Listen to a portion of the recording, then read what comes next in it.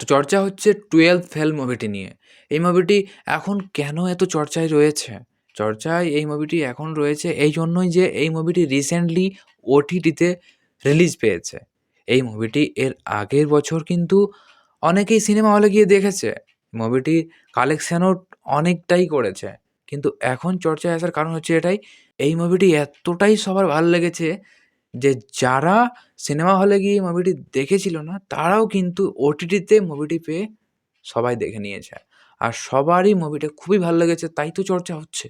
আর social মিডিয়াগুলোতে তো সবথেকে বেশি মেমস, তারপর সবথেকে বেশি চর্চা হচ্ছে এই যে শ্রদ্ধা যোশী আর মনোজ কুমার শর্মার যে এই যে প্রেম কাহিনী, এই প্রেম কাহিনীটা নিয়ে সবথেকে বেশি কিন্তু মানে আলোচনা দেখা যাচ্ছে। অনেকেই বলছে এরকম লাভ স্টোরি বাস্তবে হয় না। কিন্তু এটা তো বাস্তবে হয়েছে। এটা তো একটা মানে বাস্তব কাহিনীকেই কিন্তু মুভিতে বানানো হয়েছে, তাই না? এটা তো মনোজ কুমার শর্মা, এ তো একজন আইপিএস অফিসার। এরই তো কাহিনীটা এই মুভিতে দেখানো হয়েছে। অনেক কাহিনীতে প্রেমিকা ছেড়ে যাওয়ার ফলে সে সেখান থেকে আলাদা একটা জীবন শুরু করে। সেখান থেকে অনেকটা লাইফে অনেক কিছু বুঝে শিখে তারপর উন্নত করে। আর অনেক কাহিনীতে তার উল্টো হয়, প্রেমিকা হেল্প করে।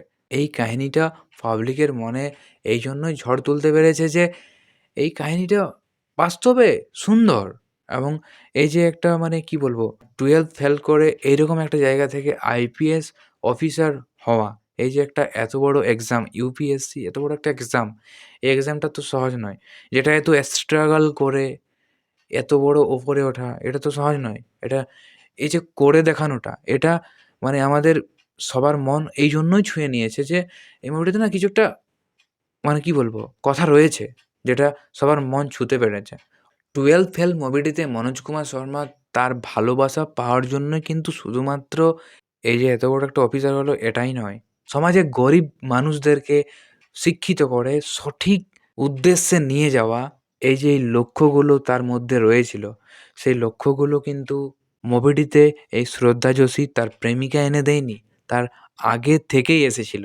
প্রেমিকা তো তার এই স্ট্রাগলের সময়ে আসে, ঠিক আছে? প্রেমিকা তাকে মানে কি বলবো সাপোর্ট করে, এর বেশি কিন্তু কিছু নয়। তাহলে এই যে মানে প্রেম কাহিনীটা একটা আলাদা। শুধু তার ভালোবাসা পাওয়ার জন্য যে এটা ও করেছিল এটা নয়। তাহলে এই কাহিনী, ওই কাহিনী, এটা নিয়ে ওটা নিয়ে তো আলোচনা করার বিষয় নয়, ঠিক আছে? ওর মধ্যে একটা জেদ ছিল, সেই জেদটা ও কাজে লাগিয়েছে। তো ভালোবাসা অনেক রকমের হয়।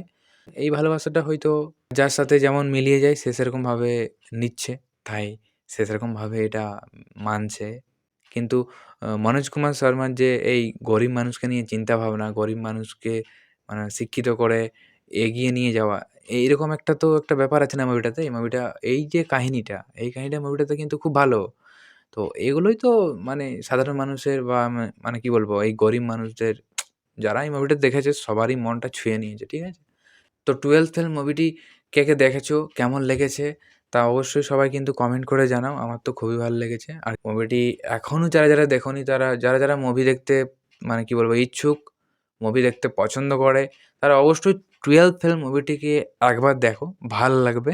ঠিক আছে? আর এই ভিডিওটিকে একটু লাইক করে দাও। আর চ্যানেলটি সবাই সাবস্ক্রাইব করে দাও। পাশে থাকা বেল আইকনটি প্রেস করে দাও। দেখা হবে নতুন কোনো ভিডিওতে। তো সবাই ভালো থাকো, সুস্থ থাকো। দেখা হচ্ছে পরবর্তী ভিডিওতে। Tata, bye bye.